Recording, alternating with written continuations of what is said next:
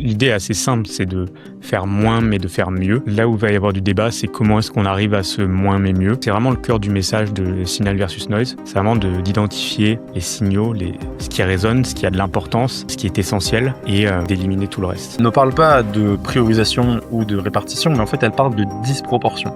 Et c'est vraiment ça le principe de Pareto, c'est la disproportion. Tu peux avoir 50 potes, possiblement genre 20% du coup, vous représentez par exemple 80% de tes interactions. Et étant donné que l'école nous prépare à devenir des salariés, l'objectif c'est du coup de faire des tâches qu'on va te donner en tant que salarié. Et les tâches qu'on donne aux salariés sont toujours du noise. C'est-à-dire que le but premier du chef d'entreprise, c'est de se focaliser sur les tâches à fort leverage qui vont faire que sa boîte va vraiment grandir. Et donc du coup tout le reste, c'est du noise. Quand tu es dans le mindset employé, tu es payé pour les actions que tu fais, alors que quand tu es un entrepreneur, tu es payé pour la qualité des décisions que tu prends. 30 pièces de contenu, au format court, c'est 30 micro-décisions. De quoi dois-je parler, à qui dois-je m'adresser, quelle problématique dois-je résoudre.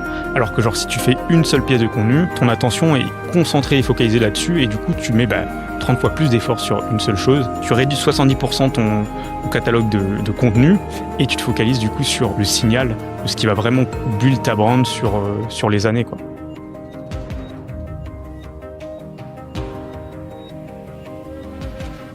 Donc bonjour Charles, bienvenue dans ce podcast hebdomadaire dans lequel j'ai le plaisir de te retrouver toutes les semaines. Écoute, ce que je te propose, c'est qu'on aborde ce sujet-là de manière un peu décortiquée, histoire de vulgariser un petit peu le concept. Et ce que je te propose pour commencer, c'est peut-être essayer de donner ta définition, ce que toi t'en as compris du principe de signal versus noise, inspiré notamment de Steve Jobs, qui a beaucoup popularisé au fur et à mesure. Voilà. Ouais. C'est quoi ton avis sur ce concept-là? En tout cas, quelle idée tu t'en fais? Mon opinion sur signal versus noise, tu vois, c'est, je pense que l'idée est assez simple, c'est de faire moins mais de faire mieux. Après, je pense que là où il va y avoir du débat, c'est comment est-ce qu'on arrive à ce moins mais mieux, les différentes voies pour y arriver. Mais sinon, je pense qu'essentiellement, on peut tous s'accorder sur ce truc-là. Je pense que c'est une phrase d'essentialiste, de personne qui veut une vie simple, être focus sur les bonnes choses, les bons inputs, et radicalement éliminer tout le superflu. Donc voilà, je pense que c'est vraiment le cœur du message de Signal versus Noise. C'est vraiment d'identifier les signaux, ce qui résonne, ce qui a de l'importance, ce qui est essentiel, et d'éliminer tout le reste. Alors, comment tu vois ça, toi? C'est relativement ma version aussi. Est-ce que tu pourrais peut-être expliquer de manière concrète le principe mis en avant par Steve Jobs, en tout cas ce que tu en as compris, au-delà de l'idée générale de ce qu'on peut se faire de effectivement être essentialiste et se focaliser sur voilà l'essentiel. Plus concrètement, comment est-ce que Steve Jobs l'a mis en avant et comment est-ce qu'il l'a conceptualisé lui? Si tu veux, j'ai pris un petit peu une note justement de l'histoire de Steve Jobs, justement, qui pour moi illustre le plus, tu vois, ce concept de signal versus noise. Typiquement, on sait l'histoire que Steve Jobs a été viré de sa propre boîte, mais je pense qu'on parle un peu moins du moment où il est revenu. Donc je crois que c'était en 97, où l'entreprise justement est au bord de la faillite. Du coup, j'ai pris quelques petites notes à ce niveau-là. Donc vraiment, au moment où Steve Jobs a repris la boîte, Apple avait chuté 30%. Le cours de l'action avait atteint son plus bas niveau en 12 ans. Et Apple était à 90 jours de l'insolvabilité de la boîte. Et donc, ils avaient plus d'1 milliard de dollars de déficit. Donc, c'est vraiment là où Steve Jobs est revenu, a pris les rênes. Et il se sentait un peu dépassé par justement le nombre impressionnant de produits confus proposés par Apple, dont des dizaines de versions différentes des mêmes produits, etc. Et du coup, il a décidé de poser une question un petit peu à son équipe en leur demandant lequel de ces produits devrais-je conseiller à mes amis d'acheter. Et là, la direction n'a pas su lui donner de réponse claire. Et c'est là qu'il a compris que la boîte créait beaucoup trop de noise et trop peu de signal. Et du coup, il a immédiatement réduit le catalogue de 70% des produits. La boîte qui avait environ plus de 8000 employés, il a cut à moins de 5000 employés. Donc pour lui, décider ce qu'il faut pas faire, c'est aussi important que de décider de ce qu'il faut faire. Et donc pour lui, ça vaut tout autant pour les entreprises, mais aussi pour les produits, donc pour Apple. Et à partir de là, la boîte Apple n'avait plus que 4 produits, donc je crois que c'était 2 pour les professionnels, donc un ordinateur de bureau, un ordinateur portable, et 2 pour les particuliers. Donc je crois que c'était l'iMac et l'iBook. Bref, peu importe. Mais en gros, sa stratégie, elle était simple. C'était de se concentrer sur un nombre de produits réduit et d'améliorer considérablement la qualité et l'innovation de ces derniers. Donc voilà, grosso modo, pour moi, l'histoire, tu vois, qui représente le plus ce que Signal versus Noise était pour Steve Jobs. Et en fait, ce qui s'est passé, c'est que au début de la reprise de la boîte, elle était au bord de la faillite. Et pourtant, justement, sa stratégie, considérant qui consistait justement à éliminer 70% des produits, a permis justement à la boîte de se concentrer sur l'essentiel en éliminant le superflu et de réaliser plus de 309 millions de bénéfices justement la deuxième année où Steve Jobs est revenu. Et du coup, c'est vraiment pour moi, c'est un message très essentialiste de justement en faisant moins, en éliminant tout le superflu, tu peux faire rebondir même une boîte qui est au bord du précipice en te concentrant sur vraiment le cœur de ce qui compte vraiment. Ok. Pour ajouter à ce que tu dis, c'est Bruce Lee qui dit une phrase, je me la suis notée.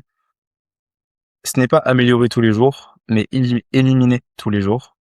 Garde seulement l'essentiel. Et en fait, l'idée derrière ça, c'est effectivement de dire qu'en fait, au lieu de vouloir améliorer ce qu'on fait, même si c'est évidemment à faire aussi, mais en fait, le plus important, c'est surtout d'être capable d'éliminer ce qui nous empêche de sublimer le reste, tu vois.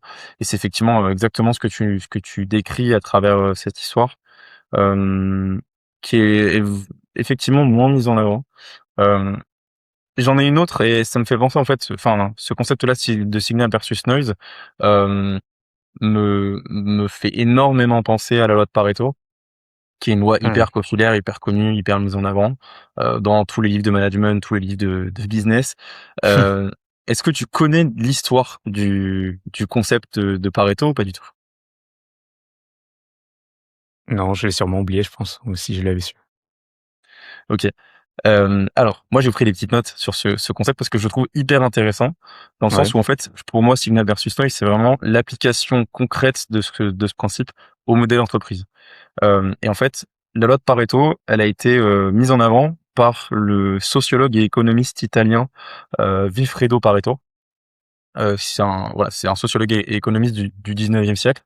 Et en fait, à ce moment-là, ça n'a rien à voir avec la priorisation des tâches la question de, en gros, signal versus noise. Rien à voir.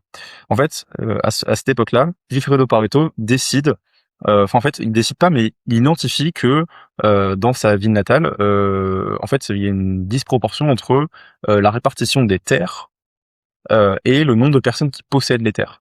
En fait, il y a 80% des terres de sa région natale qui sont détenues par 20% de la population, en gros. Et Mmh. en fait, il se dit, je vais regarder à l'échelle nationale, voir si c'est juste le cas de mon endroit natal ou si c'est le pays entier, donc toute l'Italie. Et il se rend compte que cette répartition, elle est relativement vraie. On n'est pas à 80-20 exactement, mais c'est quasiment ça. Et en fait, il fait l'étude ensuite, non pas sur les terres, mais sur les richesses dans le pays. Même chose, même répartition. Et en fait, ce qui compte, c'est pas forcément, on n'est pas sur de la priorisation des tâches à l'origine, c'est plutôt la répartition des terres, la structure sociale, la répartition des richesses. Et en fait, c'est une règle empirique qui ne parle pas de priorisation ou de répartition, mais en fait, elle parle de disproportion. Et c'est vraiment ça le principe de Pareto, c'est la disproportion entre euh, euh, le nombre de personnes à l'origine et ce qu'elles ont derrière. Donc, tu vois, tu as toujours une petite proportion qui a une grosse proportion. Et cette loi-là, elle dit pas que le reste il est inutile. Cette loi-là, elle dit pas que c'est toujours 80-20 exactement, ou même qu'il faut ignorer les 80% restants par rapport aux 20% qui entourent. C'est juste que c'est un principe contre-intuitif de disproportion. Et en fait, ce qui est hyper intéressant dans toute cette analyse-là, c'est que de manière générale, ce qui est hyper pertinent de comprendre, c'est juste que il y a toujours une disproportion, un espèce d'effet de levier entre, tu vois, tu as une liste d'éléments à faire ou d'éléments dans les mains. Typiquement, tu vois, par exemple, le nombre de produits qu'il y avait chez Apple. Il y a toujours une disproportion entre ce stack-là qui est 100% et ce qui a vraiment de la pertinence, qui est vraiment utile. Et je pense que c'est vraiment ça, ce principe de Pareto, et ce principe de signal versus noise qui est appliqué en fait à l'entrepreneuriat. Euh, ça te fait penser à quoi? Parce que cette histoire un peu de Pareto. Est-ce que c'est quelque chose que toi t'as vu, que tu vois régulièrement, ce principe de disproportion? Je pense que c'est dans tous les phénomènes, qui existent dans tous les domaines. Je crois que ça se retrouve, dans tout, tu vois? Par Mm. exemple, je pense même au niveau de, genre, par exemple, son cercle de personnes, genre, avoir, par exemple 5 amis vont t'apporter beaucoup plus, 80 de bonheur vs, tous les restes que tu vas avoir dans, par exemple, tu peux avoir 50 potes, mais, genre si tu en as genre 50, tu vois?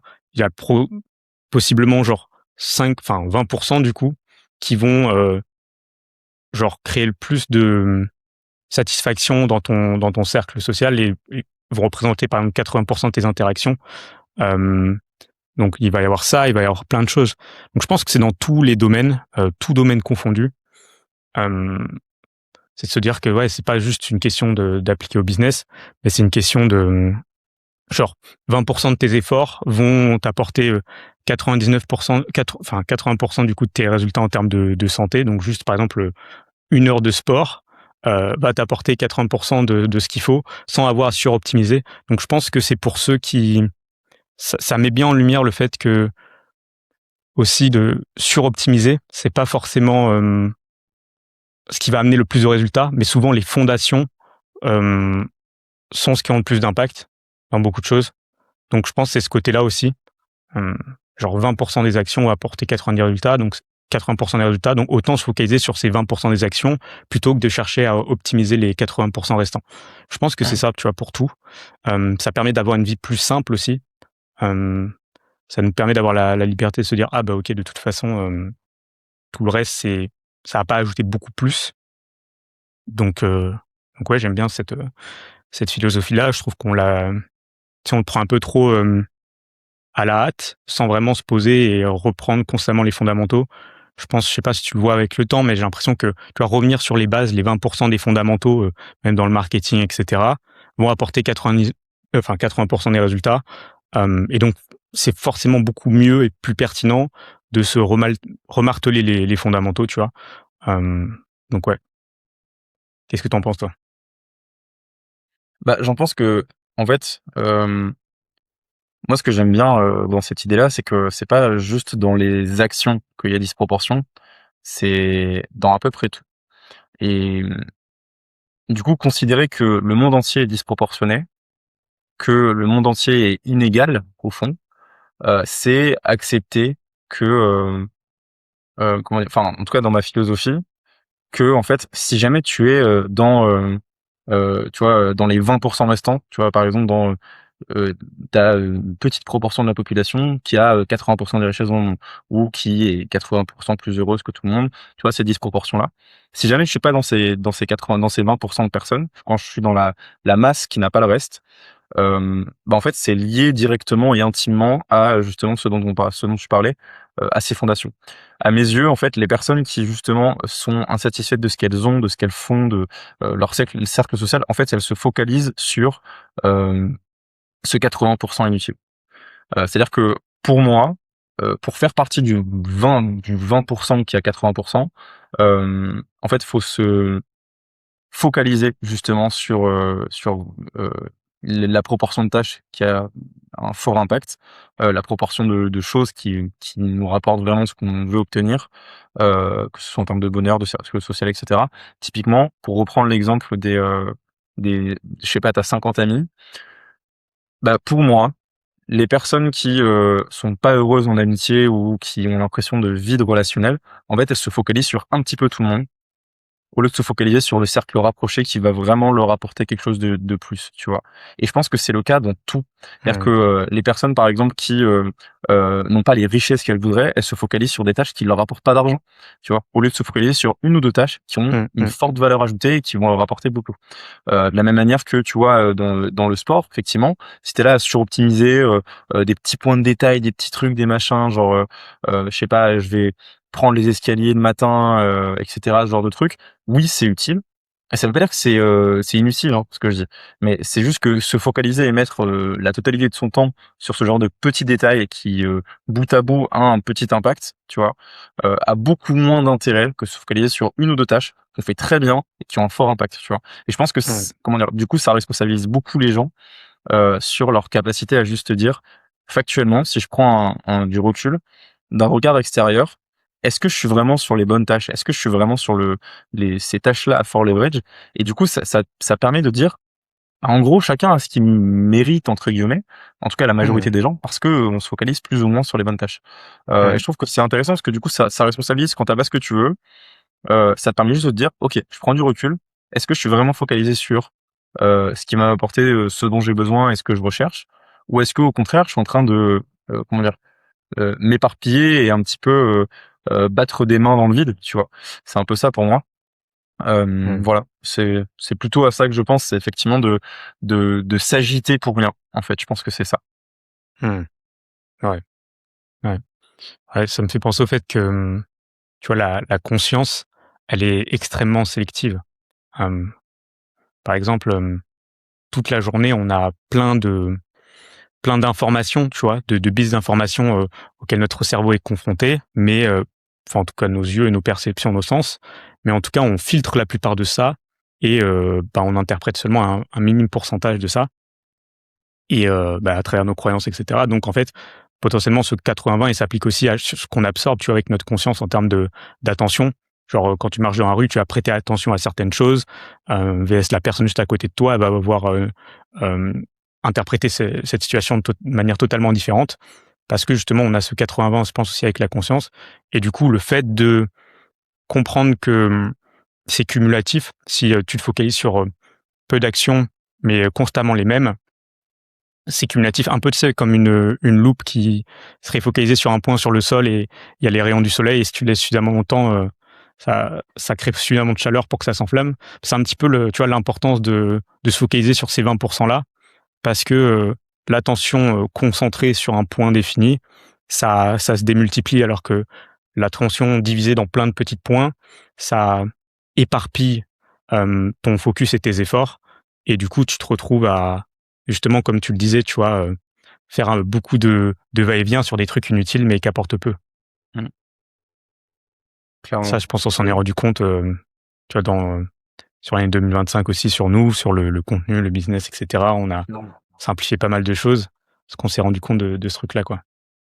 Moi, Ah, ce que c'est je te clair et demanderais comme question, du coup, c'est, qu'est-ce qui, d'après toi, fait qu'on est constamment enclin à vouloir ajouter plus et plus d'actions, plus et plus de choses? C'est quoi cette urge? D'où elle vient cette, tu vois, cette inclinaison à vouloir, ajouter plus de choses, faire plus simultanément et cetera?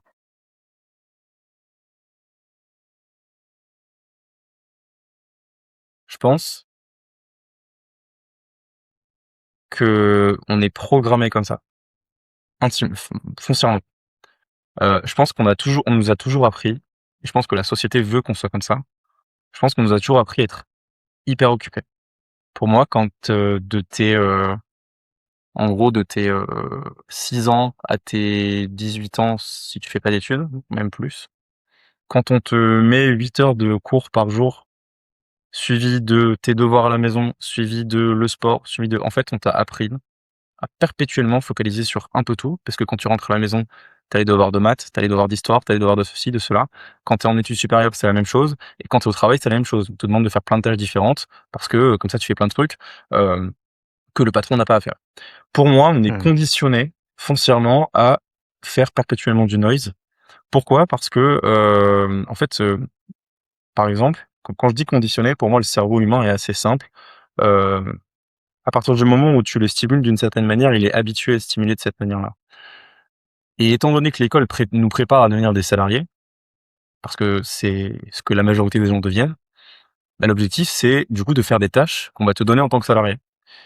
Et les tâches qu'on donne aux salariés sont toujours du noise. C'est-à-dire que le but premier du chef d'entreprise, c'est de se focaliser sur les tâches à fort leverage qui vont faire que sa boîte va vraiment grandir et que seul lui peut prendre. Et donc du coup, tout le reste, c'est du noise. Et ce noise-là va être donné aux salariés. Et donc, vu qu'on est conditionné à des salariés, on est conditionné à faire du noise et être stimulé par le noise. Donc Mmh. faire plein de choses, être dans le multitasking, consommer des contenus de partout, etc. Et donc je pense que Mmh. cette urge-là de perpétuellement faire ça, c'est toutes les personnes qui ont potentiellement voulu se lancer dans l'entrepreneuriat, mais qui ont été formées, qui ont été conditionnées par ça, au début en tout cas, se Mmh. focalisent sur un petit peu tout, parce que elles ont envie de tout faire, elles ont envie de tout apprendre, et surtout elles ont été conditionnées à tout faire en même temps, à avoir perpétuellement quelque chose Mmh. à faire. Alors que pourtant, Tim Ferriss le dit très bien, il dit être occupé est une forme de paresse, pense paresseusement et discrimine l'action. Et pour moi, ce que ça veut Mmh. dire, c'est concrètement que, et d'ailleurs Oussama Ammar le dit aussi, les gens qui sont les plus productifs, les gens qui sont les plus intelligents et ceux qui ont le plus de succès sont des gens paresseux, par essence. Et en fait, je pense que Mmh. il a totalement raison. C'est-à-dire que les gens paresseux, ils ont envie de faire le moins possible, mais pour autant, bah, s'ils sont ambitieux, ils ont envie d'en faire très peu, mais d'avoir beaucoup de résultats. Et donc du coup, tu Mmh. retrouves ce lien-là avec signal versus noise, Mmh. qui est de dire, bah, vu que j'ai la flemme, entre guillemets, je vais me focaliser sur ce qui va vraiment avoir l'impact. Comme ça, j'en fais très peu, très bien, sur des petites tâches à impact. Et en fait, j'ai beaucoup de résultats en faisant peu. Et donc, Mmh. je pense que les gens n'ont pas envie de passer pour des paresseux parce qu'on les a conditionnés à ne pas l'être et à se focaliser sur des tâches qui n'ont pas d'impact. Alors, au contraire, Mmh. s'ils étaient paresseux, bah, de manière contre-intuitive, parce que c'est un principe contre-intuitif, mais ils auraient plus de résultats. Ouais. Et tu vois, c'est dingue à quel point il y a tellement de choses comme ça qui sont grave contre-intuitives.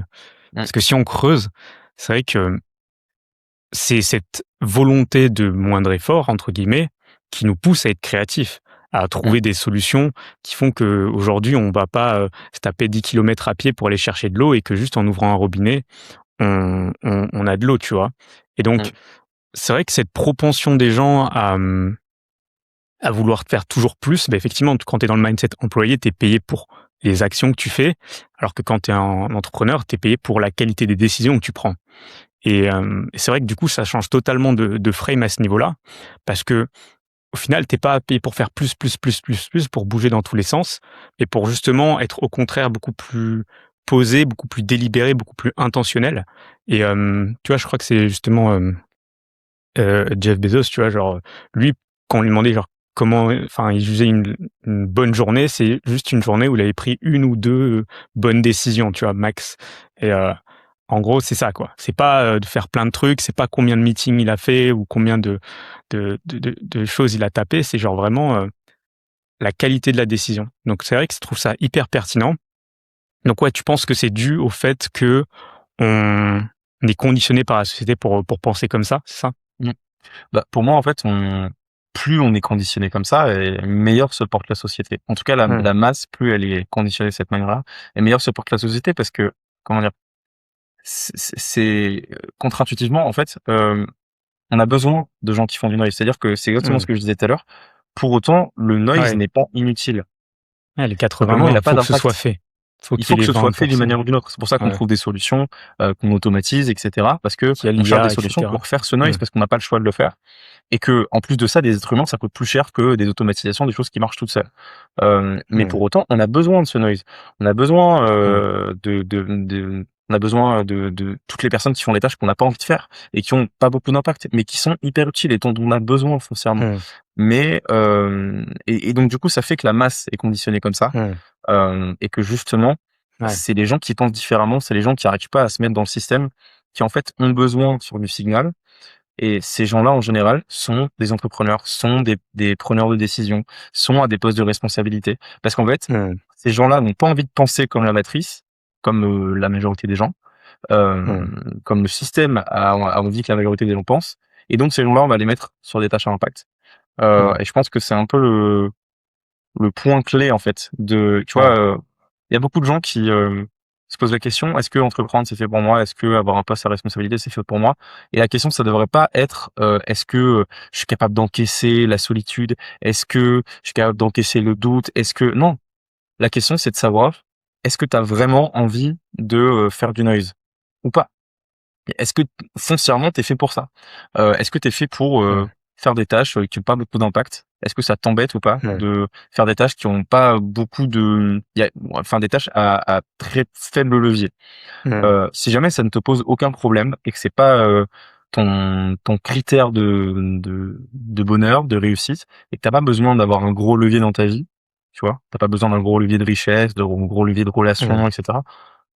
Fais le noise que mmh, tu as envie de faire, le noise qui ouais, te rend heureux, tu vois? Et c'est pas ouais, négatif. Mais du coup, mmh. je pense que Ah non, c'est c'est clair. c'est hyper intéressant de connaître ce principe-là parce que du coup, ça te donne aussi des réponses, tu vois, sur ton choix. Il y a beaucoup d'entrepreneurs qui se lancent et qui, en fait, sont pas du tout faits pour ça. Parce que quand ils doivent Mmh, se focaliser sur du signal, ils ont quand même envie de tout faire. Ils ont quand mmh, même envie de tout gérer. Ils veulent rien déléguer, ils veulent rien automatiser, et ils veulent tout apprendre, tout faire, et en fait, ils deviennent mmh, juste auto-salariés. C'est des freelances glorifiés, c'est ce genre de ouais, personnes. ouais. Et, Non, c'est et clair. c'est malheureusement jamais des chefs d'entreprise, tu vois. Et ils Mmh, sont pas véritablement faits pour entreprendre. Et du coup, ils sont mmh, hyper malheureux parce qu'ils sont là à prendre des décisions à fort leverage alors qu'ils ont envie de tout faire et tout découvrir. Et ouais. je pense que c'est un vrai indicateur. Mmh, mmh. Non, c'est vrai que, tu vois, ça fait grave écho à quand, tu vois, après 3 années de freelance où genre, je voulais vraiment, bah, transitionner, tu vois, vers le consulting et vers, Mmh. l'agence et où en vrai, vraiment le point de pivot de fou à ce niveau-là, c'était la frustration de pas pouvoir accompagner les clients à un plus haut niveau parce que justement, tu es bloqué dans du noise, et du coup, tu peux pas prendre cette prise de recul pour apporter, un œil stratégique, une vision stratégique qui aura beaucoup plus d'impact que ces actions répétitives. Parce que quand tu es bloqué dans les actions répétitives, quand, bah, nos monteurs vidéo, tu vois, ils sont, 40 heures semaine sur du montage, bah, ils ont pas la prise de recul pour, comprendre comment cette vidéo s'imbrique dans la stratégie globale et cetera. Donc effectivement, je pense que c'est super intéressant.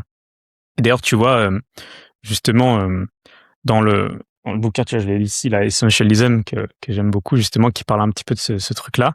Il y a une étude qui est évoquée, qui explique pourquoi, justement, tant de gens ont cette propension à faire du noise.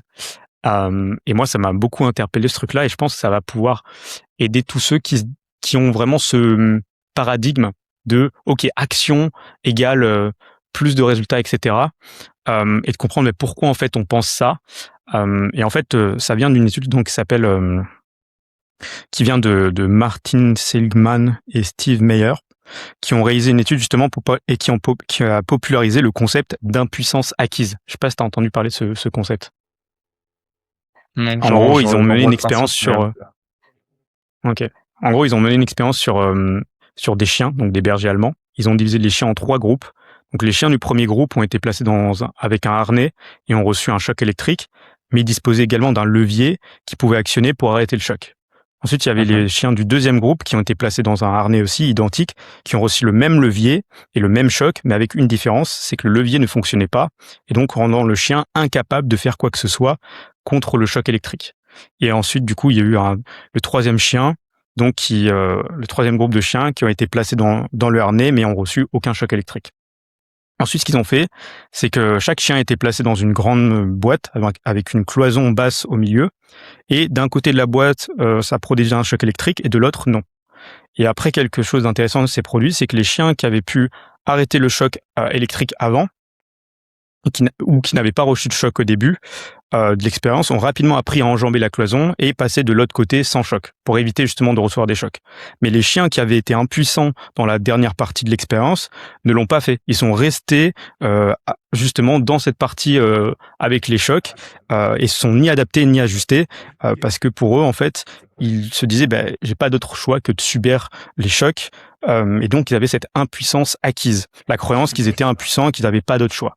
Je pense que, tu vois, souvent, on développe cette impuissance acquise. Donc, comme tu l'as dit, tu vois, par exemple, que la société nous formate un petit peu à penser que, genre, l'action continue, d'être constamment occupé, c'est ce qu'il nous faut. Du coup, on crée cette impuissance acquise où, en fait, on croit qu'on n'a pas d'autre choix que, genre, d'être constamment en train d'enchaîner les tâches les unes sur les autres, de les empiler.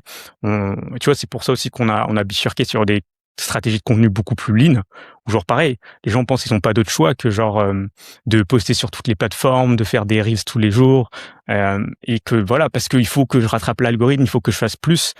Donc je pense que Hein. voilà, c'est l'impuissance acquise. D'ailleurs, je j'ai une question, qui me vient comme ça. J'aimais déjà ma réponse, je la connais, personnellement, mais je pense que ça va intéresser beaucoup de monde.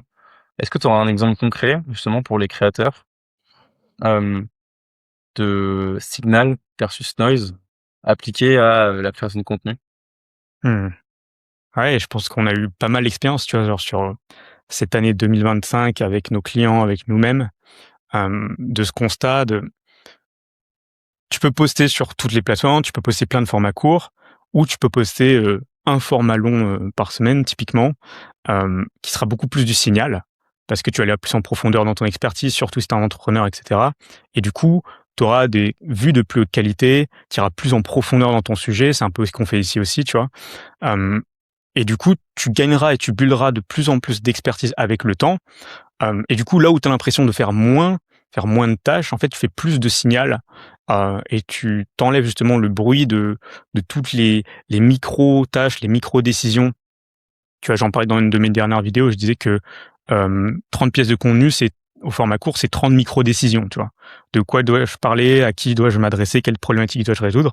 Alors que genre, si tu fais une seule pièce de contenu, toute ta ton attention est concentrée et focalisée là-dessus et du coup, tu mets, 30 fois plus d'efforts sur une seule chose, et donc la qualité de ce que tu produis a la même chose dans la même, optique que genre Steve Jobs, où il a vraiment réduit de 70 son catalogue de produits. Tu réduis de 70 ton catalogue de contenu et tu te focalises du coup sur, vraiment le signal de ce qui va vraiment build ta brand sur les années, quoi. Et c'est ce qu'on a vu avec nos clients, tu vois? Ceux qui génèrent le plus, ceux qui ont le plus d'impact avec leur brand, c'est toujours ceux qui postent, moins, juste sur YouTube, ou du format long. Donc voilà, c'est un peu ça ma Mmh. mon point de vue là-dessus. Je pensais à autre chose, moi, pour le format court, notamment. C'est toutes les personnes qui effectivement fonctionnent principalement sur le format court et qui non seulement produisent beaucoup, mais se focalisent sur les mauvaises tâches, les mauvaises métriques qui a vraiment peu d'impact. Et je pense à notamment plutôt des profils débutants qui se focalisent sur, il faut absolument que je mette un hashtag. Si j'ai pas publié à 17h, mais que c'est à 16h30, c'est hyper grave. J'ai Mmh. pas republié mon read, donc forcément, en story, donc forcément il va pas exploser. Heu, j'ai pas identifié, 15 personnes dans mon reels, j'ai pas fait un hook visuel, j'ai pas fait ceci et en fait, c'est que du détail et c'est exactement ça, c'est genre, faut que je fasse un petit peu tout au lieu de se dire: «OK, je vais me focaliser sur 2 trucs, comment je scripte ce contenu et le fond de ce contenu». C'est-à-dire la valeur, Mmh. à qui je Ouais. m'adresse et cetera et en fait, vu que les gens se concentrent sur plein d'autres petits trucs, forcément, ils ont moins d'énergie, moins de temps pour se focaliser sur ce qui compte vraiment et Mmh. ce que je remarque et notamment cette année encore plus, c'est qu'aujourd'hui et ça énerve beaucoup de gens, hein, qui font vraiment et ça m'a énervé le premier quand j'en faisais du format court, c'est, des gens qui ne s'embêtent pas du tout avec leur format court. Ils produisent leurs vidéos, ils mettent des vieux sous-titres, mais en fait, ils se sont focalisés que sur 2 choses, qui est, scripter leur contenu et le fond du contenu et le contenu explose. Et tu en as certains qui se sont Mmh. focalisés sur les hashtags, sur l'heure de programmation, sur le nombre de personnes qu'ils ont identifiées, sur le montage, sur, des jolis sous-titres, sur, une bonne musique, sur tout ça et le contenu n'a pas explosé. Et c'est très Mmh. frustrant parce que du coup, ils ont l'impression d'avoir énormément travaillé, ce qui est possible en termes de volume d'heures, ils ont probablement plus travaillé que l'autre, mais ils ont moins de Mmh. résultats. Et c'est exactement ce principe-là de, Ouais. c'est pas du tout, et en fait, je pense qu'on va rapidement arriver sur autre chose, mais c'est pas du tout l'effort qui définit le résultat. Et ça, c'est hyper important parce que t'as beaucoup de gens qui se disent, qui sont vraiment dans cette mentalité, et j'en parlais dans beaucoup de podcasts, c'est actuellement une des plus grosses révélations que j'ai eues en 2026. C'est que c'est pas parce que ça fait mal que ça va marcher, c'est pas parce que tu travailles plus que tout le monde que ça va marcher, c'est pas parce que tu te la donnes plus, que tu te lèves plus tôt, que tu fais du 5 heures jusqu'à minuit tous les jours, que ça va marcher. Ça, c'est un Mmh. postulat qui est faux, qui est contradictoire avec, le principe de Pareto, le principe de signal versus noise. Ce principe-là ne marche pas. Il faut des gens qui sont idiots, qui travaillent très peu, mais font juste, bêtement les tâches qui ont de l'impact et réussissent mieux que les gens hyper intelligents qui se focalisent sur plein de tâches. Et ça, Mmh. c'est un principe qui fait mal, mais si on passe un petit peu outre cette douleur, il est juste factuellement vrai et vérifié à travers des centaines d'années d'évolution et d'histoire. Et je pense que c'est Mmh. super important que toutes les personnes qui nous écoutent se rendent compte que si actuellement elles font du 12 heures par jour depuis 1 an, 2 ans, 3 ans, 4 ans, qu'elles n'ont aucun résultat ou en tout cas pas ce qu'elles mériteraient, il faut qu'elles se rendent compte que le monde dans lequel on vit, et c'est le cas depuis des centaines d'années, ne fonctionne pas selon une certaine méritocratie. C'est faux de se dire ça. C'est pas la méritocratie qui Mmh. compte, c'est, heu, l'intelligence, qu'on est capable de mettre dans la focalisation sur ce qui a le plus de levier. C'est ça qui Mmh. donne vraiment le résultat et c'est pas le labor, c'est pas l'effort, c'est pas le mérite. Ça, malheureusement, ça compte pas vraiment. Mmh. Ouais. Non, je suis d'accord et tu vois, justement, ce qui est drôle, c'est que on va se dire: «Ouais, c'est pas ceux qui sont plus intelligents qui réussissent». Moi, j'ai justement un contre-argument. L'idée, c'est, que justement, l'intelligence, c'est de pouvoir réussir à obtenir ce que tu veux, tu vois? Je sais plus si c'est Naval ou si c'est Hormozy qui dit quelque chose dans ce genre-là, mais en gros, du coup, c'est, bah, si je travaille plus et que j'ai pas ce que je veux, c'est que je suis in fine, je suis pas intelligent, tu vois? Mais je pense que souvent, c'est aussi le refus de se confronter, aux choses qui font plus mal, tu vois? Parce que Mmh. si je me concentre sur les hashtags, sur, les heures de posting et cetera, je extériorise la responsabilité du succès du contenu ou de ce que je produis. VS, si je me dis: «OK, bah, je me concentre juste sur le script, sur le message», là, ça l'intériorise. C'est-à-dire que genre si, mon contenu a pas le résultat que je souhaite, que ce soit en termes de de trafic, mais également de conversion, bah, en fait, c'est ma responsabilité parce qu'en fait, j'ai pas créé quelque chose qui comptait suffisamment, aux yeux des gens. Et du coup, ça donne une opportunité d'apprentissage, tu vois?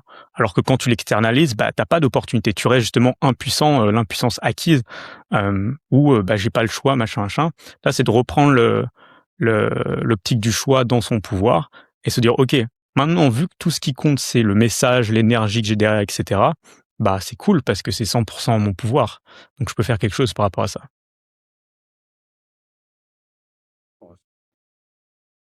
J'entends ton argument sur, l'intelligence, ça me fait cogiter et je sais pas si j'ai une réponse franche. Je pense qu'il y a pas de vérité absolue dans aucun monde Non, c'est et clair. dans C'est aucun une concept, frame, c'est une mais perspective. oui, c'est une question de perspective, mais je pense que c'est surtout que, en fait, après réflexion, tu vois, j'avais envie de dire que c'était pas une forme d'intelligence, c'était plutôt une forme de conscience, mais en soi, c'est une forme d'intelligence d'être capable de prendre du recul et de se rendre compte des choses qu'on fait qui ont de l'intérêt et des choses qu'on fait qui n'ont aucun intérêt dans, l'atteinte de, un objectif particulier. C'est une forme d'intelligence. Je pense qu'il y a des gens qui sont, comment dire? Je pense qu'on a tous le potentiel plus ou moins important, hein, d'être intelligent et je pense que vu le nombre d'intelligences différentes qui existent, tout être humain, en tout cas, la plupart des êtres humains et on parle des êtres humains qui n'ont, aucune déficience, aucun handicap et cetera. L'être humain, «standard» entre guillemets a le potentiel de développer, une certaine intelligence, un certain talent, à son plein potentiel, et le «jeu» entre guillemets, c'est juste de trouver laquelle, et dans quel domaine et dans quel but. Et je pense que c'est pas forcément ce qui rend le plus heureux d'être intelligent. Mais ce que je pense, c'est qu'il y a beaucoup de gens et c'est peut-être un problème de mots. C'est pas des gens intelligents qui, tu sais, se focalisent sur plein de tâches, ont envie de tester plein de choses, pensent beaucoup, réfléchissent beaucoup, tentent un peu plein de choses et se focalisent justement pas sur le signal.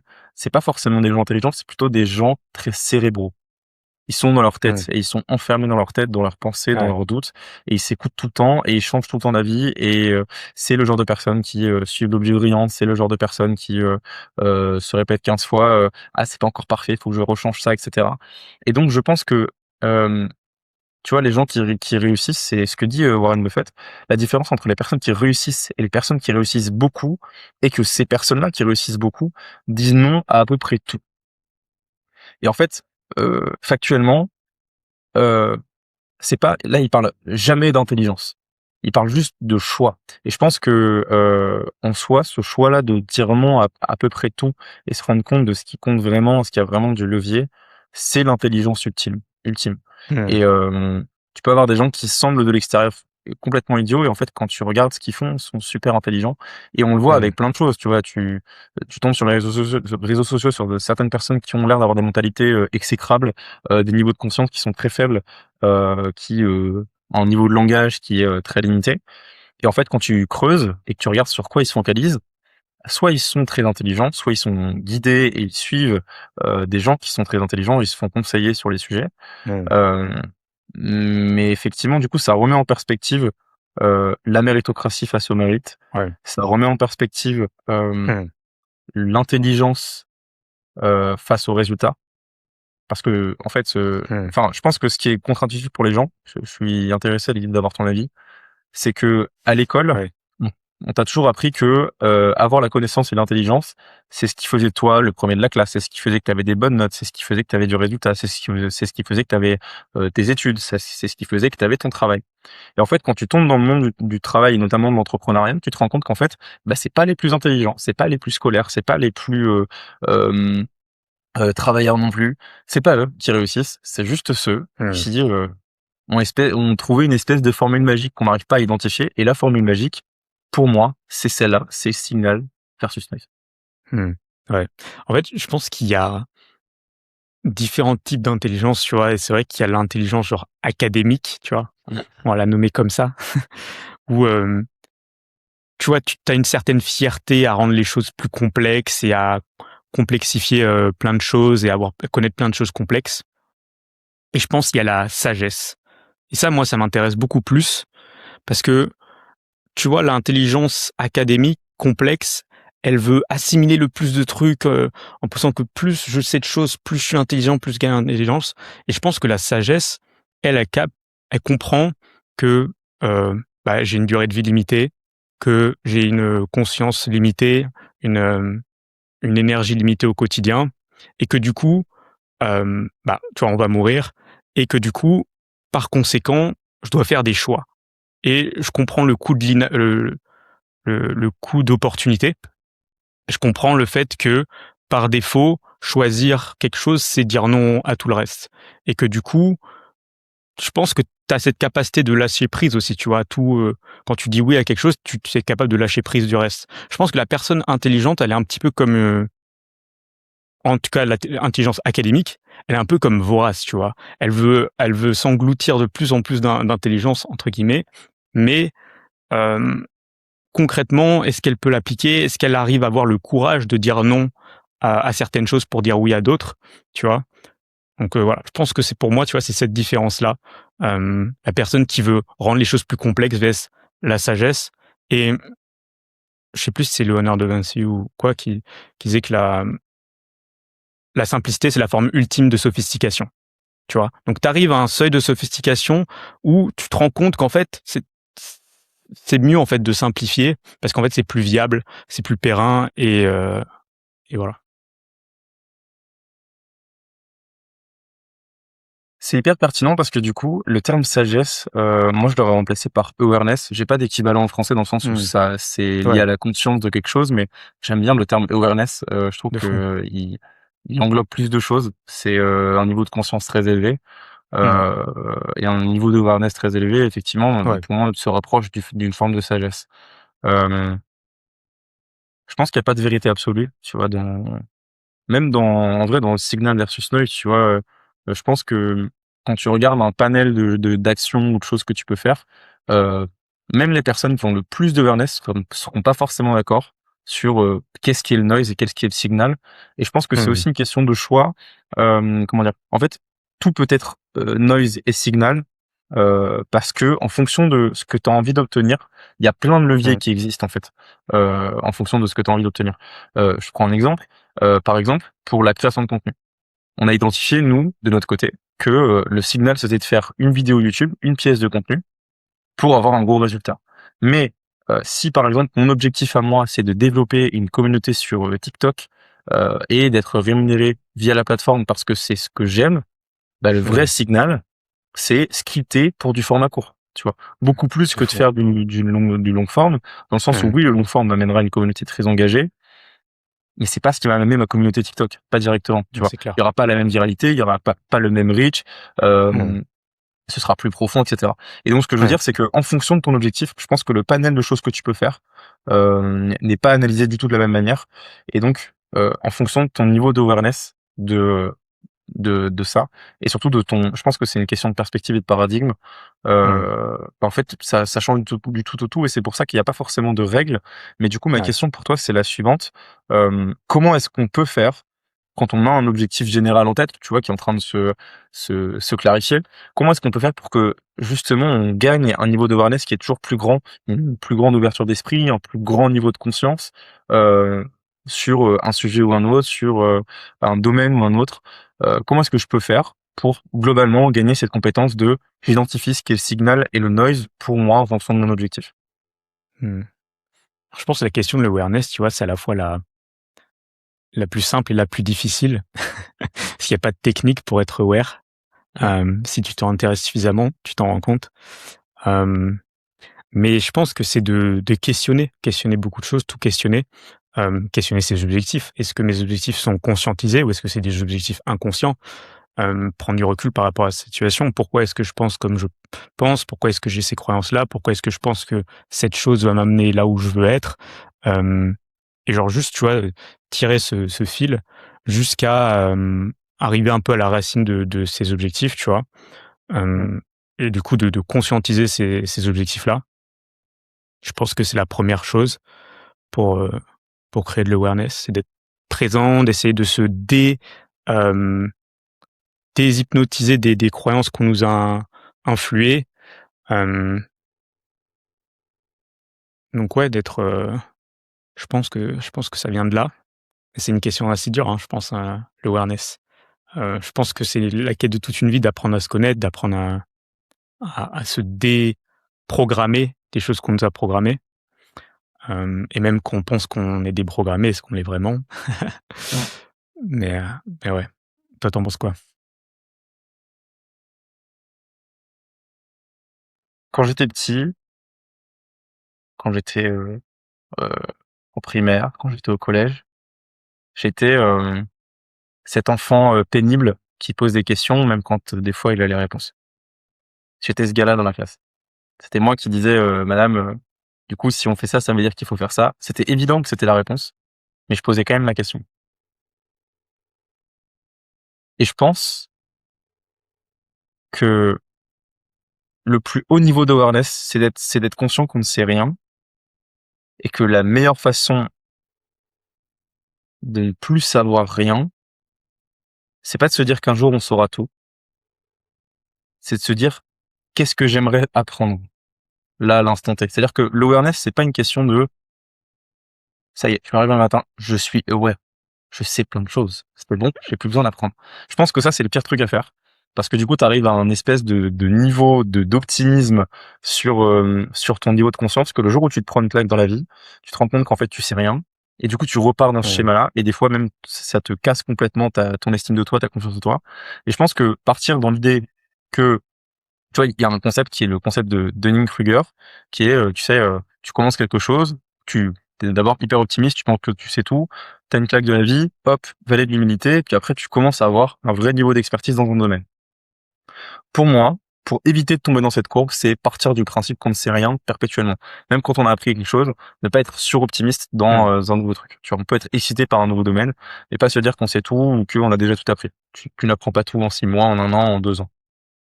Et donc, je pense que le meilleur moyen d'atteindre un haut niveau d'awareness, c'est considérer qu'on n'a pas ce niveau d'awareness et se poser et poser toujours plus de questions.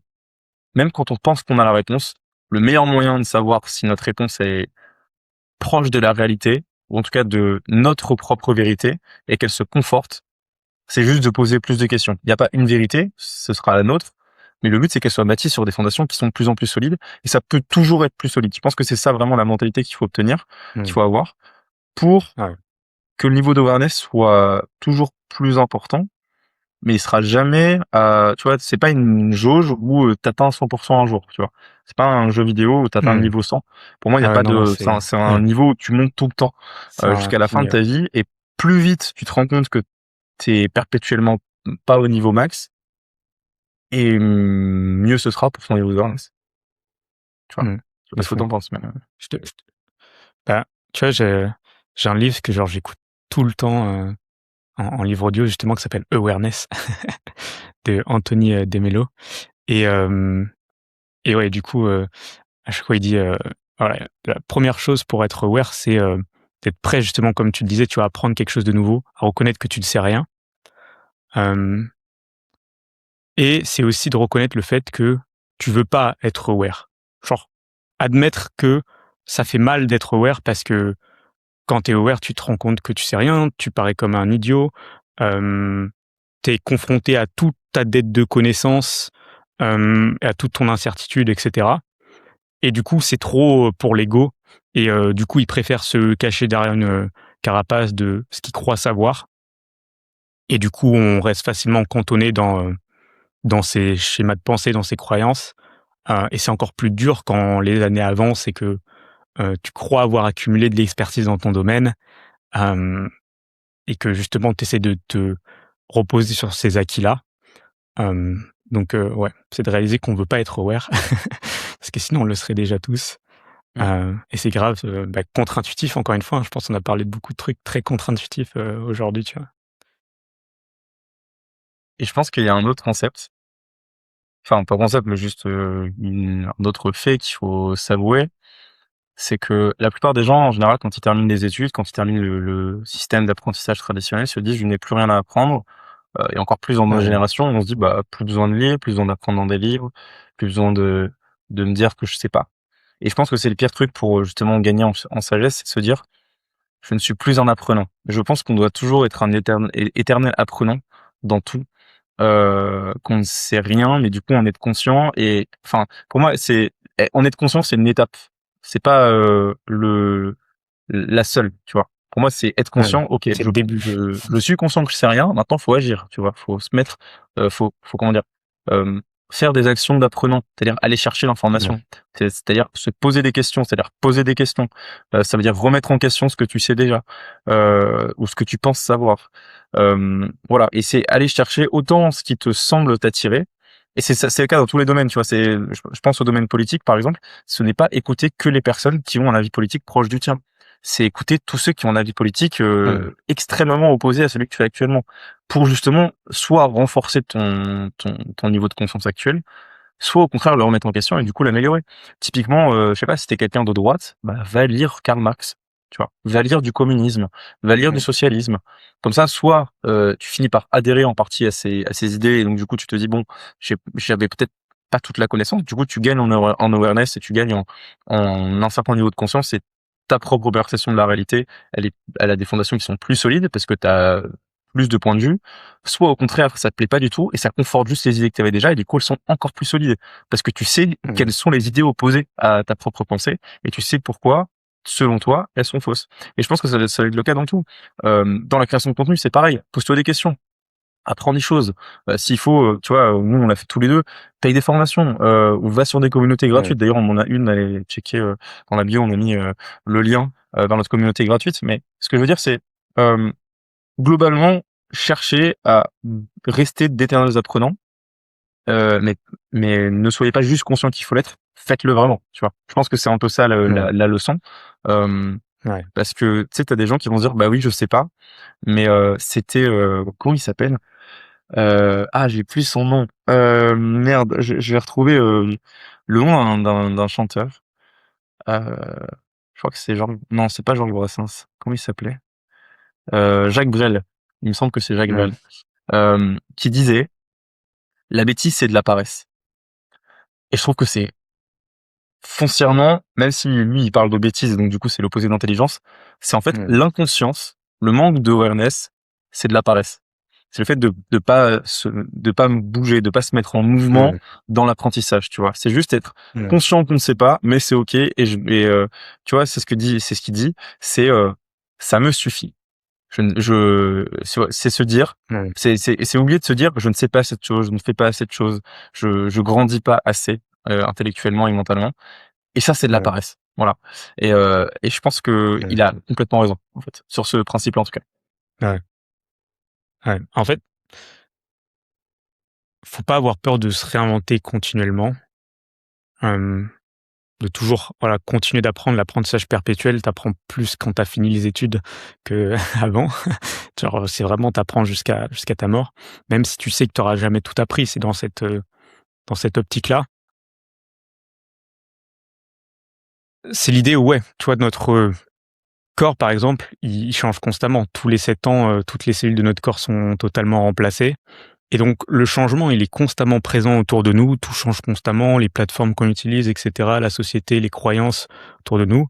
Et donc tout est un perpétuel changement. Et justement, je pense que le manque d'awareness, c'est de rester dans cette rigidité où genre on veut pas que les choses changent, on a peur du changement, alors que nous-mêmes, on est constamment en train de changer. Et du coup, on est enfermé dans cette carapace rigide pour créer une fausse sécurité, en fait. Donc Mmh. je pense être capable de s'en libérer, tu vois?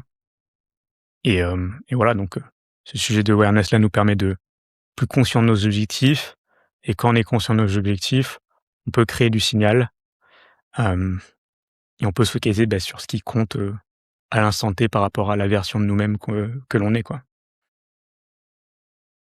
C'est intéressant cette, notion d'immobilisme et de rigidité.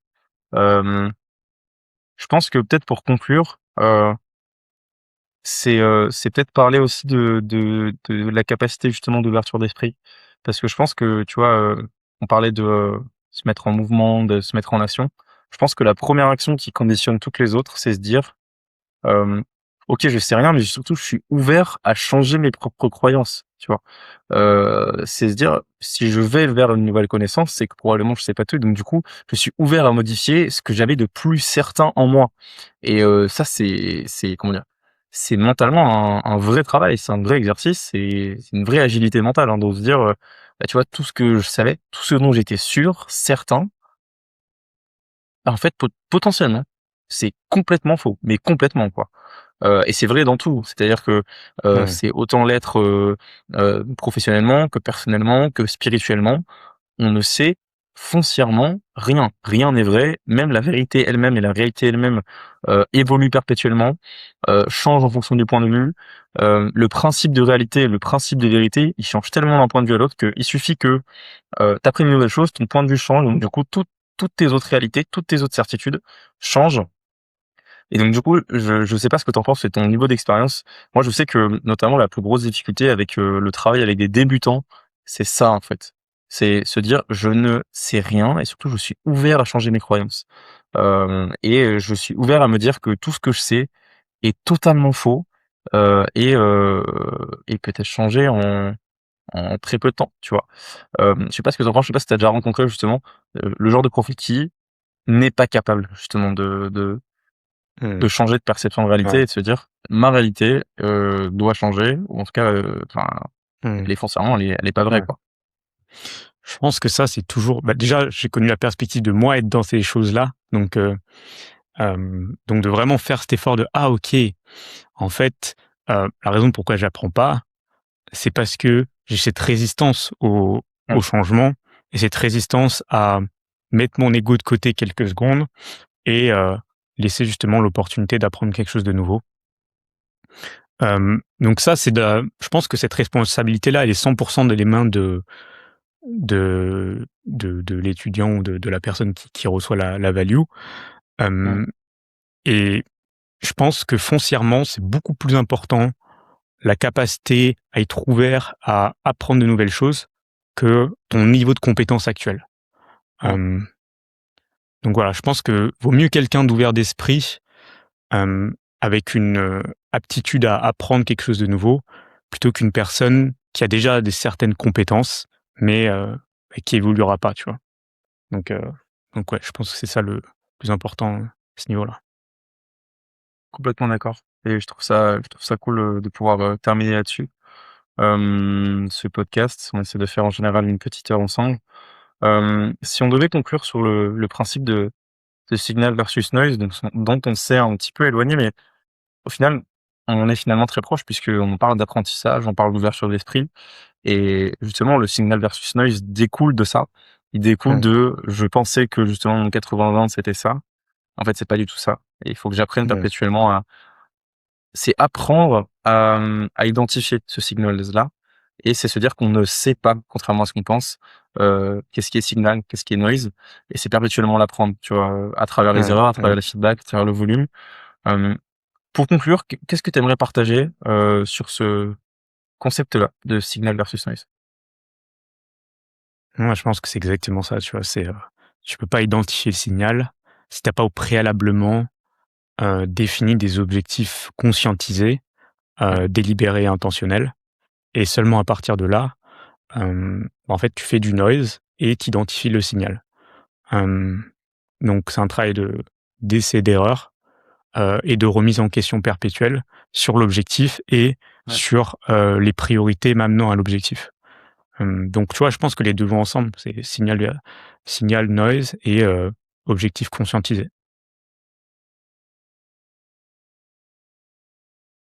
Pour ajouter de la nuance dans ton propos, j'en discutais avec Louis Frambeau et je suis assez d'accord. L'idée d'objectif me plaît beaucoup moins que l'idée de direction. Je pense qu'il faut effectivement une direction Mmh. conscientisée et que le deuxième point, c'est identifier le signal qui te mènera le plus rapidement vers cette direction-là. Enfin, pas le plus rapidement, parce que ce qui compte, c'est pas d'être rapide, c'est qui te gardera le plus possible dans le chemin, qui te rend heureux. Je pense que c'est vraiment Mmh. ça, c'est de dire le signal, c'est ce que je vais faire en majorité. C'est 80% de mon temps, c'est vraiment ce que je vais faire très régulièrement. Il faut que ce signal-là, ce soit un plaisir de le faire et que ça t'amène à une direction qui est celle qui te rend heureux. C'est pas genre j'atteins la direction parce que tu n'étais pas censé l'atteindre jamais, tu vois. Mais c'est plutôt ce chemin-là, c'est celui qui me rend heureux. Et sur ce chemin-là, je fais quasiment que des tâches qui me rendent heureux. Et je pense que c'est justement ça qui fait que c'est très difficile d'identifier le signal et qu'on ne le sait jamais vraiment, c'est que bah, notre perception du monde, elle change évidemment tout le temps, que ce qui nous rend heureux et qui nous fait plaisir et qui nous fait passer un temps beaucoup plus rapide, un temps beaucoup plus agréable, ça évolue perpétuellement, tu vois. Et du coup, ce que je dirais aussi, c'est d'être un étudiant perpétuel de son domaine, mais surtout, c'est d'être un étudiant perpétuel de soi. Et je pense que le premier niveau de awareness, c'est la conscience de soi. C'est la conscience de ce Mmh. qui me rend heureux, ce qui me rend pas heureux, prendre du recul sur un paquet d'actions et se dire, OK, ça me va. Ça m'amène au chemin que j'ai envie de tracer.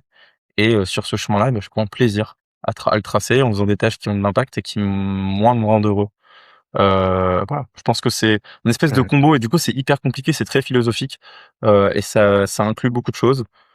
Mais, s'il y a une question à se poser, je pense que c'est celle-là, tu vois? Mmh. Ouais. Non, non, je te rejoins pas mal là-dessus, ouais. Mmh. Je te rejoins pas mal là-dessus. Ouais, la direction. En fait, la direction, ouais, elle est conditionnée entre guillemets par un en fait, l'objectif et la direction vont un petit peu ensemble. Ça dépend de en fait, je pense que la frame que tu donnes, par exemple, si un objectif, il est de vie, ça va être une vision, tu vois? Mmh. Hem, donc par exemple, la vision de Steve Jobs pour revenir à Signal versus Noise, c'était, changer le monde, mais son sous-objectif ou son objectif contextualisé dans cette direction-là, à un moment T, c'était par exemple de créer, l'iPod, tu vois? Donc je pense on découvre, sur le chemin le signal, Mmh. comme tu le disais, Je pen mais alors, pour le tant que tu as une coup, direction et je sais pas si c'est vraiment un objectif, tu vois, cette comparaison dont tu parlais. Tu vois? Enfin, en fait, la notion d'objectif pour moi, elle est très arrêtée, en fait. Et du coup, ça doit pas être une fin en soi, tu vois? Ça peut être, comment dire? Genre, tu vois, la direction, c'est effectivement changer le monde. La mission, c'est, changer, le quotidien des gens, à travers, des outils, technologiques du quotidien, de qualité. Et je sais pas, par exemple, sortir le nouvel iPod, je pense que c'est plus, pour le coup, c'est vraiment, bah, je fais une action qui a un impact pour atteindre, enfin pour me garder sur, te ma rapprocher de mission, cette sur ma vision. vision, tu vois? Ouais. Mais, En fait, je pense qu'il faut penser c'est plus comme une milestone, tu vois? ouais, je vois. Ce que je veux dire par objectif, sous-objectif, objectif contextualisé, c'est une milestone. Genre, c'est Mmh, comme, un jalon sur le chemin, tu vois? Genre mmh, qui me dit: «OK, j'avance dans la direction», tu vois? mmh. Je le vois plutôt comme ça, tu vois? Ouais, je suis assez d'accord. Je suis assez d'accord. Mais, il y a beaucoup d'autres concepts, hein, du coup, et là, on est en train de s'éparpiller un petit peu, donc, je pense qu'on se gardera ça pour un prochain podcast. D'ailleurs, si les gens, qui nous écoutent veulent nous retrouver, on est disponible sur YouTube, Spotify, comme je le disais en début de vidéo. N'hésitez pas à vous abonner, un clic sur le bouton s'abonner, vous avez aucune idée d'à quel point ça a un impact. Pour nous, ça nous permet d'avoir des guests toujours plus intéressants, de développer aussi cette émission. Voilà, c'est la seule faveur que je vous demanderai. Et puis on traitera, je pense, ce genre de sujet comme les objectifs et notamment la notion d'OKR, dans d'autres podcasts, par exemple, des notions de productivité, et cetera, qui sauront vous être utiles. Donc si c'est pas encore fait, allez vous abonner au podcast. Charles, merci pour ton temps aujourd'hui. C'était, hyper plaisant, hyper intéressant. J'espère qu'on a aussi pu apporter à l'audience, un maximum de valeur et surtout vulgariser ce concept de signal versus noise. Et puis on se dit à très vite dans le prochain, podcast hebdomadaire de Deep Talks.